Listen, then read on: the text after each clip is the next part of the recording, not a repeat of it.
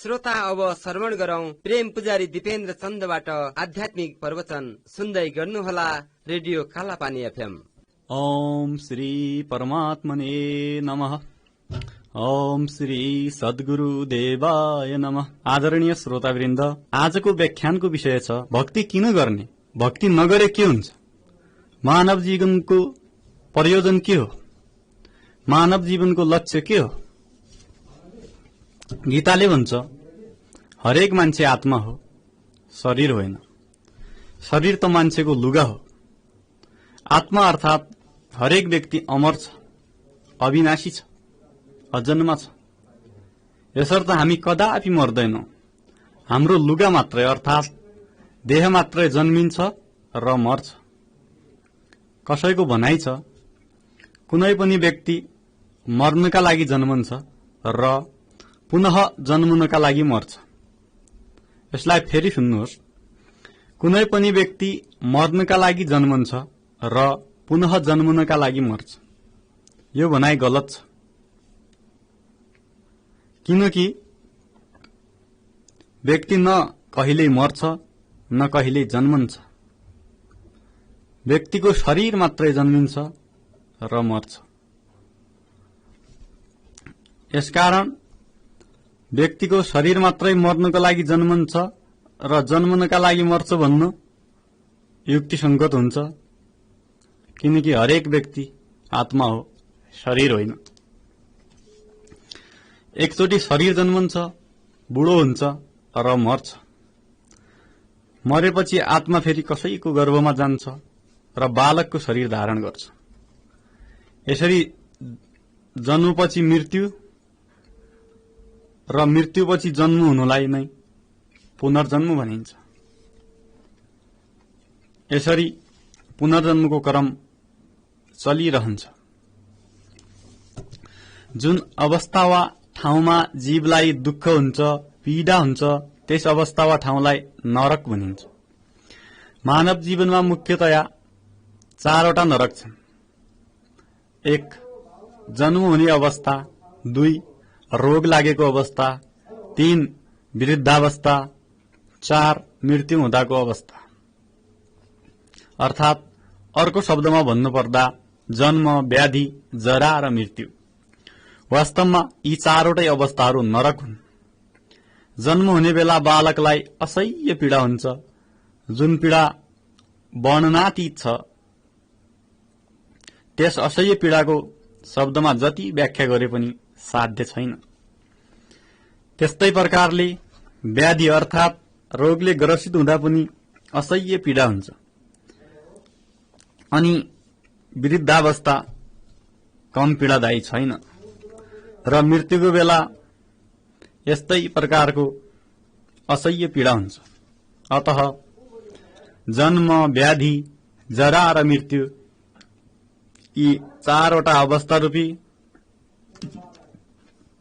नरकको यातना हामी सबैले भोग्दै आइरहेका छौं। तर यी अवस्थाहरूको भन्दा पनि करोडौं गुणा बढी पीडा गर्भावस्थामा हुन्छ। त्यो साँघुरो गर्भरूपी कारागारभित्र कोचिएर बस्नु पर्दा कति पीडा होला, कल्पना गर्नुहोस् त। सोच्दैमा आङ जिरिङ्ग हुन्छ। अतः गर्भवासको जस्तो पीडादायी अरू कुनै नरक छैनन्। यसर्थ गर्भवासलाई महानरक भनिएको छ। तर गर्भवासमा एउटा फाइदा पनि छ। त्यो के हो भने गर्भमा छँदा आफ्ना समस्त पूर्व जन्महरू अर्थात पहिलेका जन्महरूको याद आइरहन्छ। जीव त्यहाँ चेतन अवस्थामा स्थित रहेको हुन्छ।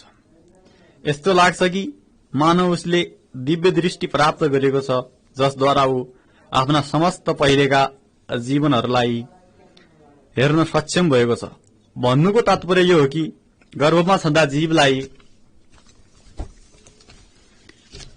म योभन्दा अगाडि कहाँ थिए, कसको श्रीमान थिए अथवा कसको श्रीमती थिए, कसको बुवा थिए, कसरी मृत्यु भयो, कुन घरबाट मरेर म आज यो गर्भमा पुगेको छु, कतिचोटि जन्मिए, कतिचोटि मरे, कतिचोटि मान्छेको गर्भबाट जन्मिए, कतिचोटि पशुपन्छी आदिको गर्भबाट जन्मिए, यी सम्पूर्ण कुराहरू याद हुन्छ। गर्भमा रहेको जीव पूर्ण ज्ञानी हुन्छ, उसलाई विगतका सम्पूर्ण जन्महरूको कथा याद हुन्छ। यसर्थ गर्भमा रहेको जीव आत्मज्ञानी महापुरुष तुल्य हुन्छ। उसले सत्य के हो, ईश्वर के हो, पुनर्जन्म किन हुन्छ, यावत कुराहरू प्रयोगात्मक रूपले नै जानिराखेको हुन्छ। गर्भस्थ जीव एकातिर आमाको त्यो साँघुरो पेटभित्र सालनाल इत्यादिले बेरिएर आफ्नो कोमल शरीरमा विभिन्न सूक्ष्म कीटाणुहरूको टोकाई सहेर बडो कष्ट भोग्दै गुजिरहेको हुन्छ भने अर्कोतिर उसलाई आफ्ना पहिलाका जन्महरूको यादले शोकमग्न र विक्षिप्त बनाइरहेको हुन्छ। यस्तैमा उसले आर्तनादका चित्कारहरूसँगै गर्भभित्रबाटै भगवानको प्रार्थना गर्दै भगवानसँग वाचा गर्दछ, हे भगवान, कृपा गरी मलाई यस गर्भरूपी घोर नरकबाट बाहिर निकालिदिनुहोस्।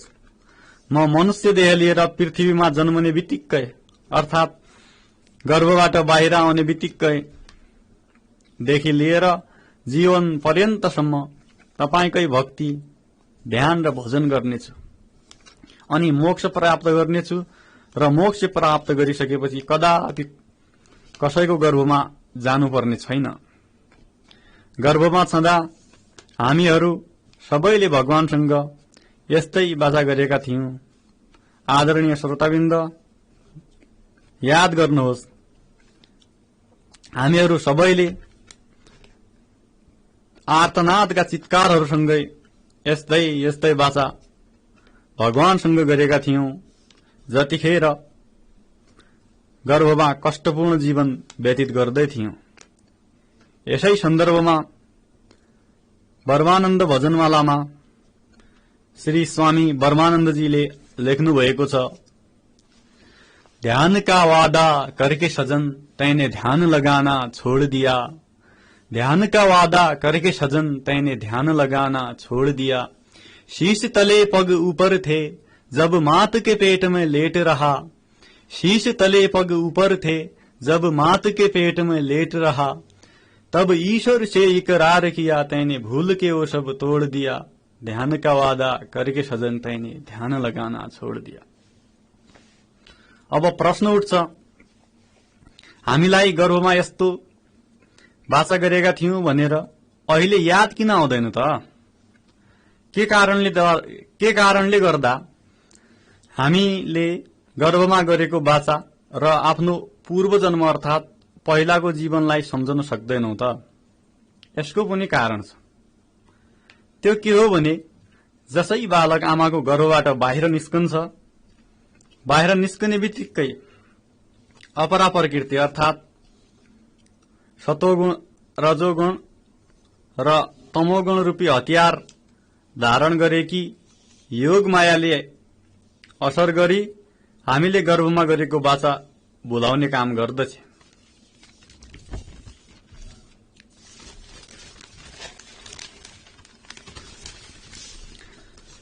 हामीले जन्मने बित्तिकै योगमायाले हाम्रो मस्तिष्कमा असर गरी पूर्व जन्म र गर्भमा गरेको वाचाको सम्झना राख्ने मेमोरी कार्डलाई नै फर्मेट गरिदिन्छ, अर्थात सम्पूर्ण स्मृतिहरू डिलिट गरिदिन्छ योगमायाले।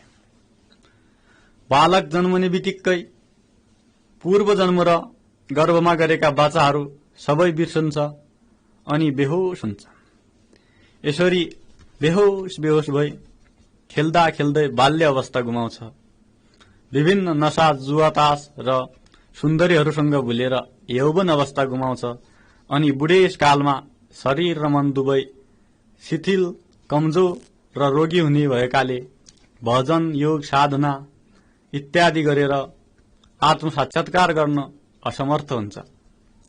यसै प्रसंगमा गुणरत्नमालामा एउटा श्लोक छ, खेल्दै बितिगो बाल्य अवस्था, तरुणीतिर गो तरुणावस्था, वृद्ध भएपछि चिन्ता लेला, हरिकन भज्ने कुन हो बेला।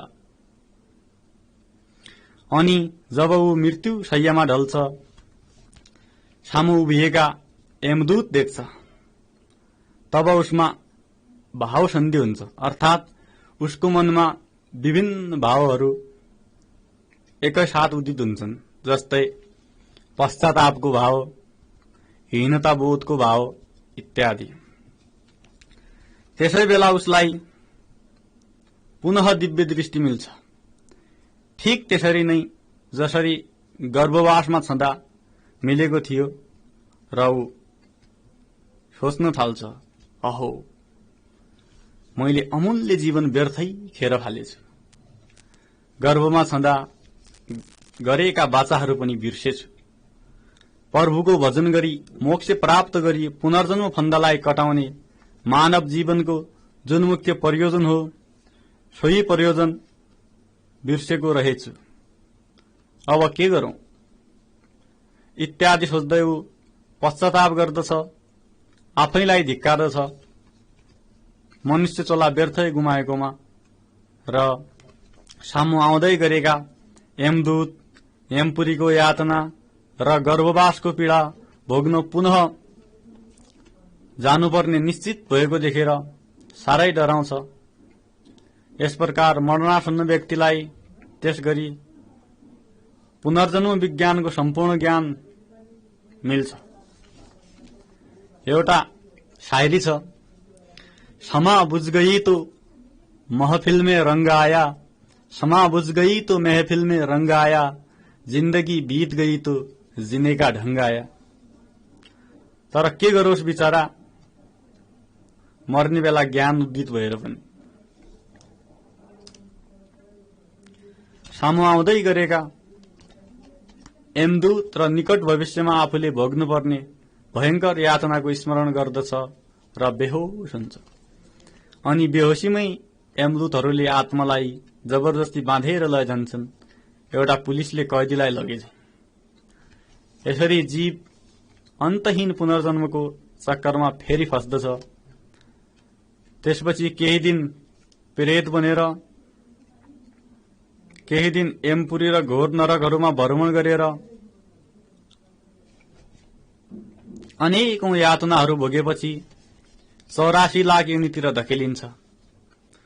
84 लाख किसिमका गर्भहरूबाट जन्म लिन्छ अनि 84 लाख पटक मर्छ र 84 लाख पटक जन्मिन्छ।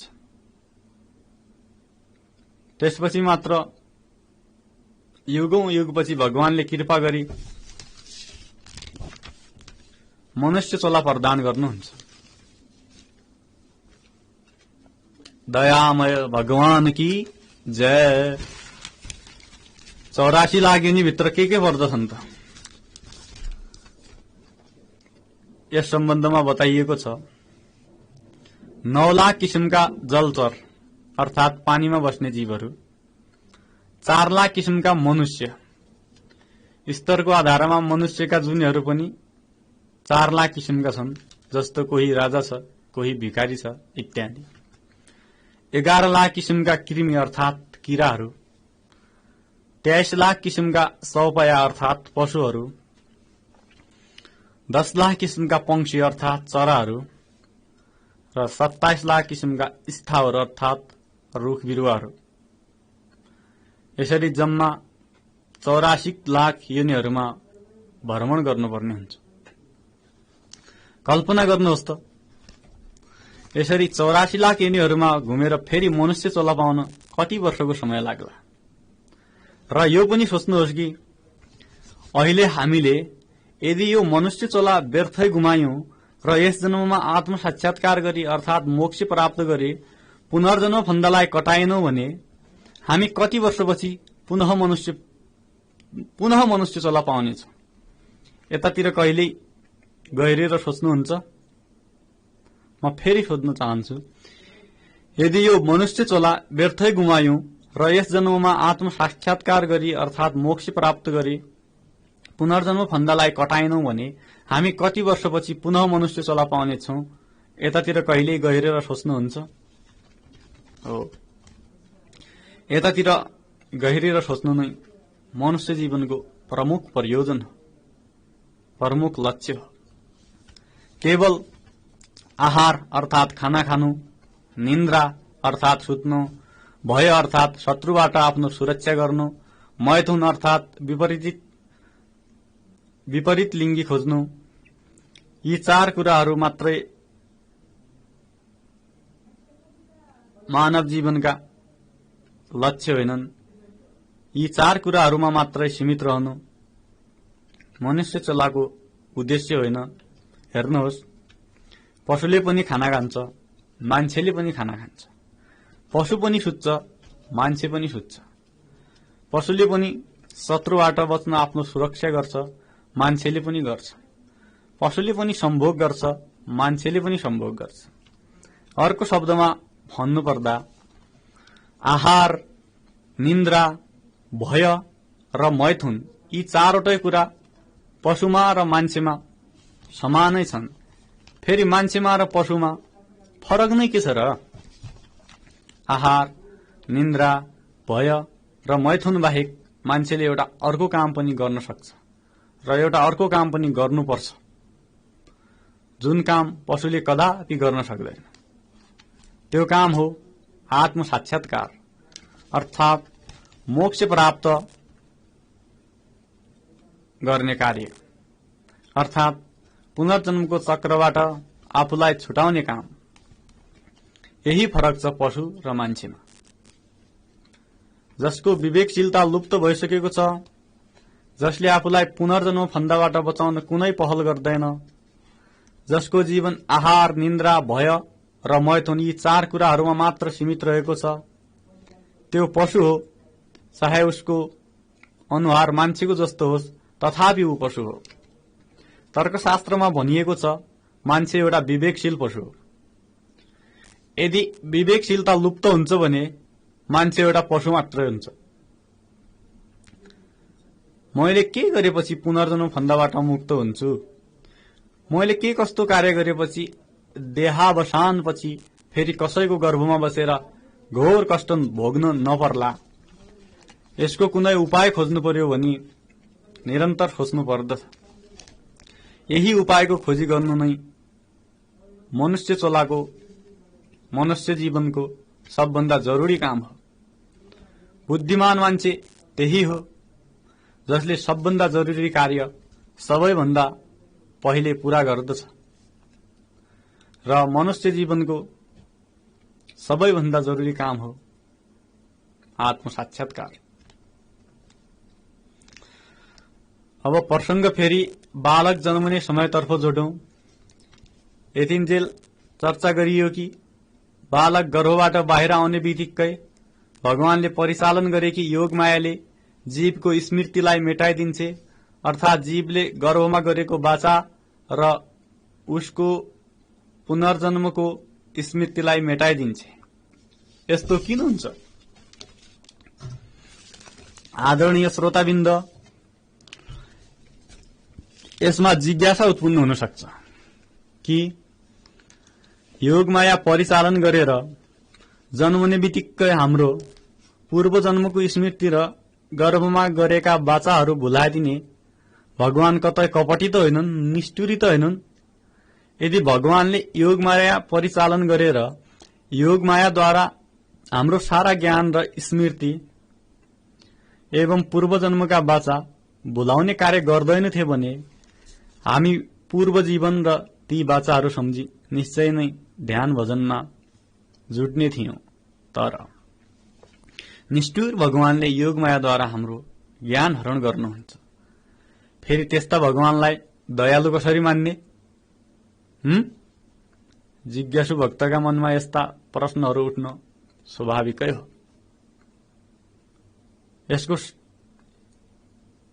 यसको समाधान पनि छ।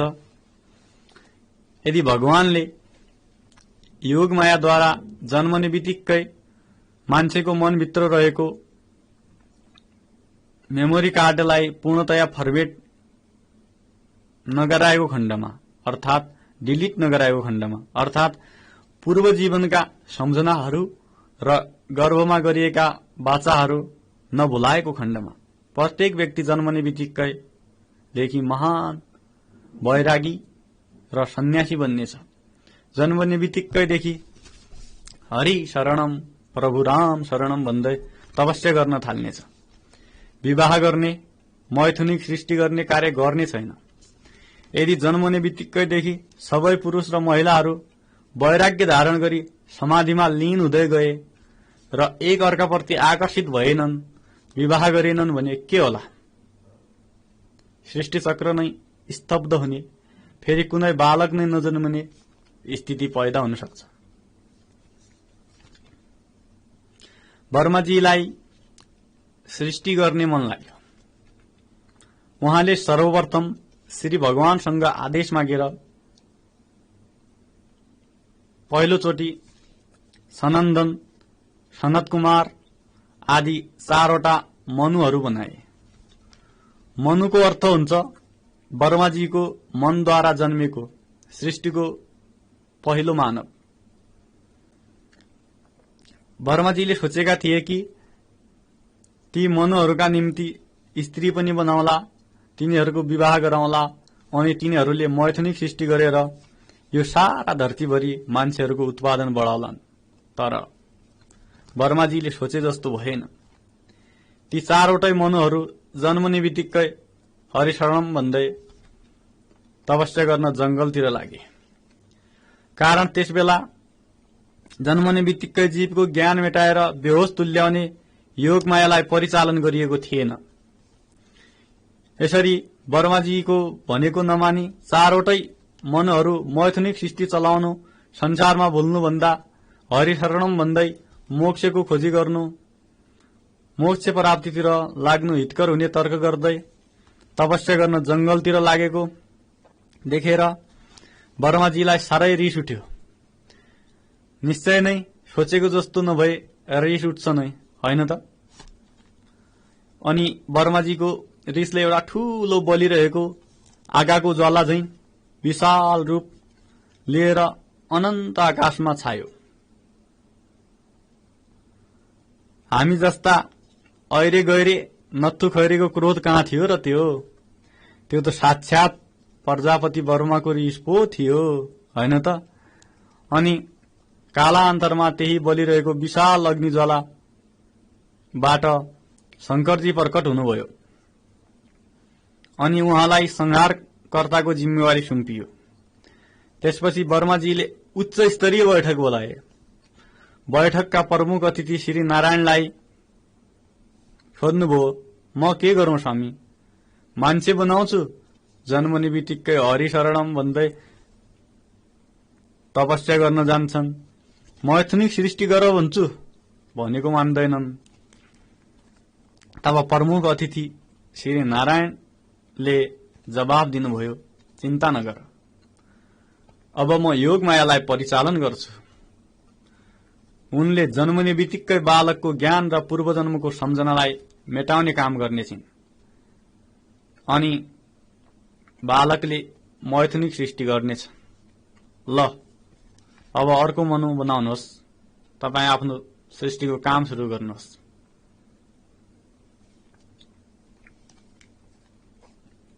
Manu means the first human being who is made from Varma's mind. Manu त्यो हो जो चाहिँ वर्माजीको मनबाट पैदा भएको छ र जो सृष्टिको पहिलो मानव हो। हात जोडेर जो आज्ञा भन्दै वर्माजीले त्यसपछि प्रथम मान्छे अर्थात मनु र उनकी पत्नी शत्रुपालाई आफ्नो मनबाट सिर्जित गर्नुभयो। त्यसपछि उनीहरूले मैथुनिक सृष्टि प्रारम्भ गरे। आज मनु शत्रुपाका वंशजहरूले संसार भरिएको छ। संसारका हामी सबै मानवहरू मनु शत्रुपाकै वंशज हौं। बाइबलमा मनु शत्रुपालाई नै अदम र हव्वा नाम दिइएको छ। कथा केही फरक, नाम केही फरक भए पनि समस्त ग्रन्थहरूको सारांश उस्तै छ। कसैको सारांश सबैको सारांश हो मोक्ष प्राप्ति, अर्थात पुनर्जन्म फन्दाबाट मुक्तिको निम्ति प्रयास गर्नुहोस् भनी मान्छेहरूलाई घचघच्याउनु। भगवान परम दयालु हुनुहुन्छ। उहाँ सितिमिति चाहनुहुन्न थियो कि योगमाया परिचालन गरौं, जसले जन्मने बित्तिकै पूर्व जीवन र गर्भमा गरेको बाचा समेत भुलाएर जीवलाई बेहोस तुल्याओस्। तल पनि सृष्टि सञ्चालनका लागि योगमायालाई परिचालन नगरी नहुने स्थिति आयो र योगमाया परिचालन गर्नुभयो। भगवान यति दयालु हुनुहुन्छ कि उहाँ प्रत्येक नागरिकको स्वतन्त्रताको हकको पनि कदर गर्नुहुन्छ। त्यसैले कसैको मनलाई बल गरेर आफूतिर तान्ने वा भक्तिमा लगाउने गर्नुहुन्न। सबैलाई कर्म गर्न स्वतन्त्र छोड्नुहुन्छ। रक्सी खाएर मजा लिने भए खानुहोस्, जुवा तास र वेश्यावृत्तिबाट आनन्द लिने भए लिनुहोस्, या भक्तिमा डुबेर आनन्द आउँछ भने भक्तिमा डुब्नुहोस्। नरकमा गएर आनन्द आउँछ भने नरक जाने काम गर्नुहोस्। स्वर्गमा गएर आनन्द आउँछ भने स्वर्ग जाने काम गर्नुहोस्। मोक्ष प्राप्त गरेर विश्राम पाइन्छ भन्ने ठान्नुहुन्छ भने मोक्ष पद प्राप्त गर्ने काम गर्नुहोस्। बाघ, भालु, बिरालो आदि बनेर पर्याप्त मासु खान पाएपछि आनन्द आउँथ्यो कि भन्ने सोच्नुहुन्छ भने अर्को जुनीमा बाघ, भालु, बिरालो बन्ने कर्म गर्नुहोस्। या सुँगुर भएर फोहोर खान पाए आनन्द आउँथ्यो कि भन्ने सोच्नुहुन्छ भने त्यस्तै कर्म गर्नुहोस्। परम दयालु भगवानले हाम्रो व्यक्तिगत स्वतन्त्रताको कदर गर्दै हरेक कर्म गर्न स्वतन्त्र छोडिदिएका छन्। हाम्रो हरेक इच्छा पूर्ण गराइदिनु हुनेछ। भगवानले यदि सबैको मन जबरजस्ती भक्तितिर लगाउँथे भने या असल कर्महरूतिर मात्रै लगाउँथे भने सायद मान्छेले भगवानलाई व्यक्तिगत स्वतन्त्रताको हननकर्ता भन्ने आरोप लगाउँथे होला। सायद यही सोचेर होला भगवानले जैसी करनी वैसी भर्नी, as you do so shall you reap भन्दै सबैलाई कर्म गर्न स्वतन्त्र छोडेको होला कि कसो। शास्त्रमा सबै उपाय बताइएको छ। मोक्ष अर्थात पुनर्जन्म फन्दाबाट मुक्त भएर परमात्मामै विलीन हुन चाहने व्यक्तिले यस्ता कर्म गर्नु, स्वर्ग लोक जान चाहने व्यक्तिले यस्ता कर्म गर्नु, पितृलोक जान चाहने व्यक्तिले यस्ता कर्म गर्नु, मरेपछि फेरि मान्छे भएर पृथ्वी लोकमा आउन चाहने व्यक्तिले यस्ता कर्म गर्नु, मरेपछि सुँगुर कुकुर इत्यादि भएर पृथ्वी लोकमा आउन चाहने व्यक्तिले यस्ता कर्म गर्नु भनेर सम्पूर्ण कुराहरू शास्त्रमा बताइएको छ। कस्ता कर्म गर्ने, कुन लोक रोज्ने, यो चुनाव हरेक मान्छेको हातमा छ। आफ्नो इच्छा अनुसार भावी जीवन अर्थात मरेपछिको आगामी जीवन बनाउन सकिने अधिकार पनि प्रत्येक मान्छेलाई प्रदान गरेका छन् भगवानले। यति मात्रै कहाँ हो र, भगवान मायाको बन्धनमा फँसेका जीवहरूलाई सावधान गरी मोक्ष मार्गतिर बढ्न आग्रह गर्दै समय समयमा विभिन्न अवतार लिएर अर्थात विभिन्न रूप धारण गरेर हामीहरू कहाँ आउनुहुन्छ। गीतामा श्रीकृष्ण भन्नुहुन्छ, यदा यदा हि धर्मस्य ग्लानिर्भवति भारत अभ्युत्थानं धर्मस्य तदात्मानं सृजाम्यहम् परित्रणाय साधूनां विनाशाय च दुष्कृतां धर्म संस्थापनार्थाय सम्भवामि युगे युगे।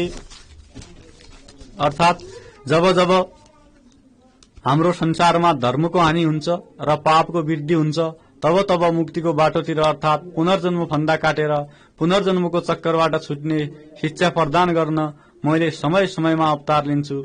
हामी भित्र पलाउने दुष्ट एवं आसुरी प्रवृत्तिको विनाश गर्न र साधु प्रवृत्तिको विकास गराउनु समय समयमा भगवान अवतार धारण गरेर हामीहरू समक्ष आउनुहुन्छ।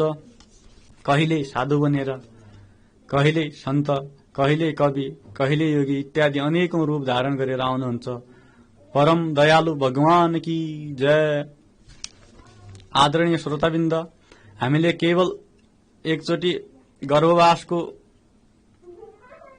असीमित यातना र गर्भवासमा छँदा गरेका बाचा खाएका कसम सम्झियो भने पक्कै हाम्रो मन आपसे आप पुनर्जन्म फन्दाबाट आत्मालाई अर्थात् आफूलाई मुक्त गराउने मार्गतिर लाग्नेछ।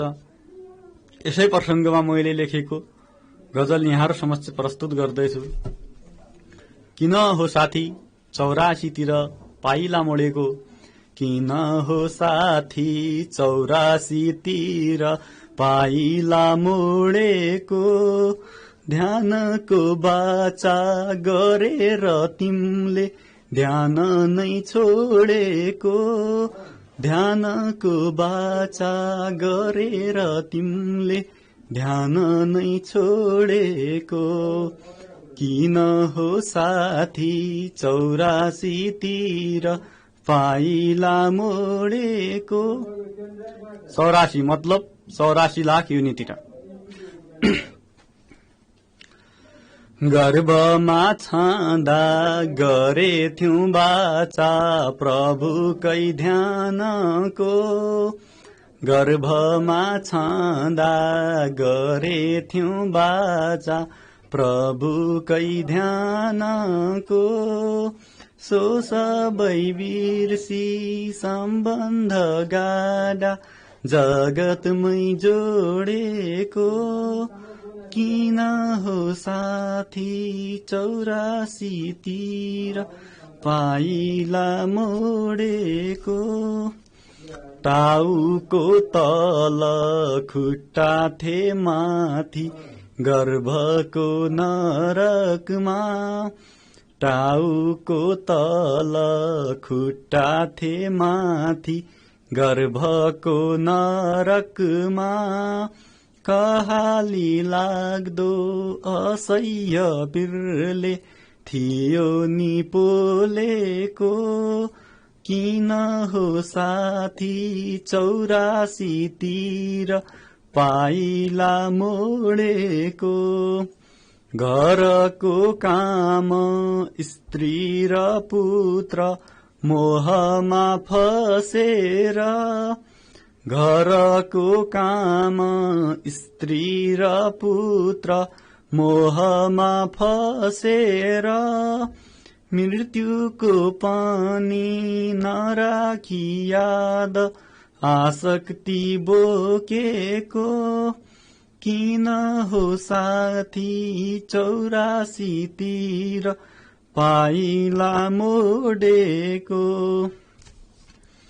मन हो घोडा लगाम बुद्धि सवारी हो आत्मा, मन हो घोडा लगाम बुद्धि सवारी हो आत्मा, लगाम द्वारा मनको घोडा राख नरोकेको, किन हो साथी 84 तिर पाइला मोडेको।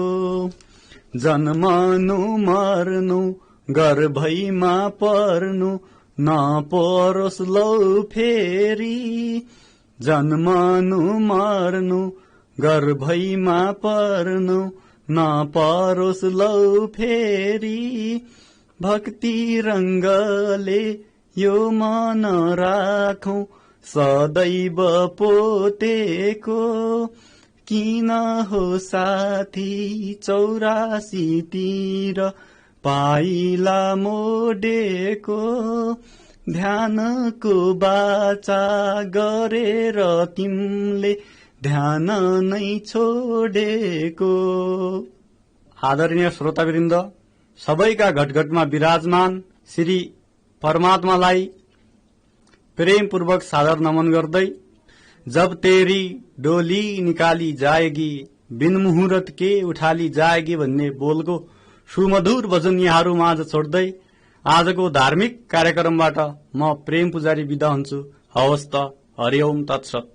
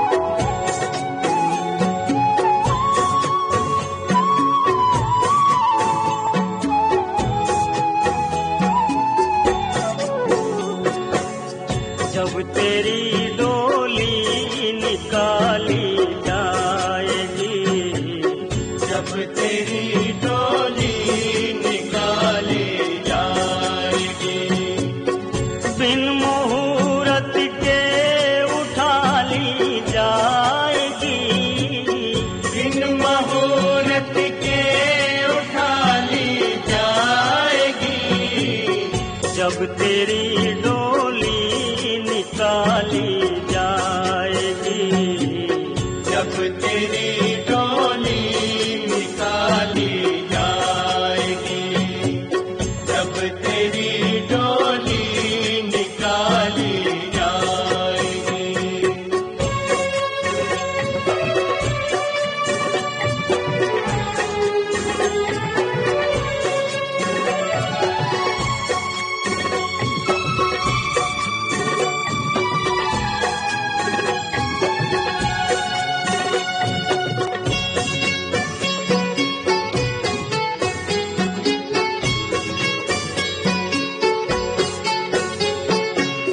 उन हकीमों से कहो यूं बोल कर,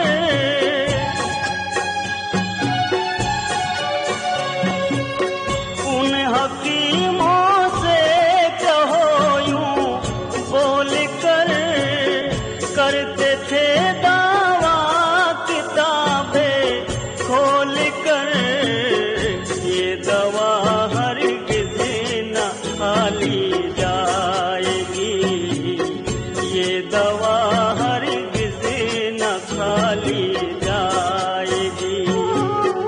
बिन मुहूर्त के उठा ली जाएगी, बिन मुहूर्त के उठा ली जाएगी। जब तेरी डोली निकाली जाएगी, जब तेरी डोली निकाली जाएगी।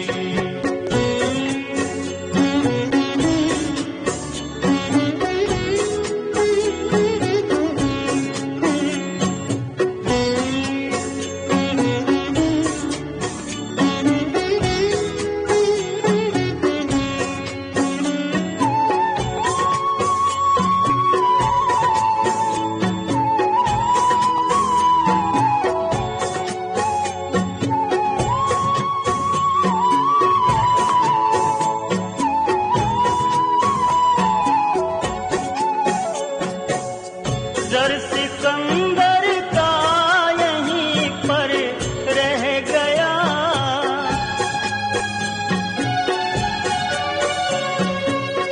जर सिकंदर का यहीं पर रह गया। मरते दम लुकमान भी ये कह गया, ये घड़ी हरगिज़ न टाली जाएगी, ये घड़ी हरगिज़ न टाली जाएगी। बिन मुहूर्त के उठा ली जाएगी, बिन मुहूर्त के उठा ली जाएगी। जब तेरी डोली निकाली जाएगी, जब तेरी डोली निकाली जाएगी।